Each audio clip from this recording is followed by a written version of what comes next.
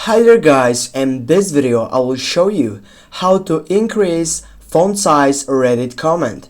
Firstly, you need to get up into some post to get up and add a comment session in which I'm gonna show you how to increase the font size. I will go with this site, and as you can see here it is the comment session. Now I will add a comment. Firstly, I will add with one hashtag, and I will set hi with two hashtags. I will say hi 1. I will get up with 3 hashtags, hi 3, but in front of them I will just take a space and then just go on the post session.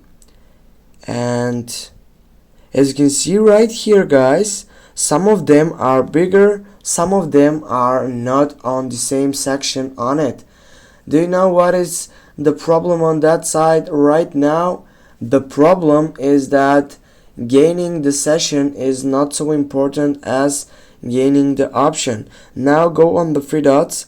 Then as you can see here you have more options to get up through in, but you will go for edit, and here you will try to say something, which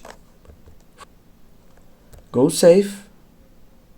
And now guys, also as you can see here it is the main point of this video. As you can see, the first side is the biggest, then the second one, and the last one is with a different font size. Thanks for watching. Don't forget to hit that like and share the video. See you soon guys.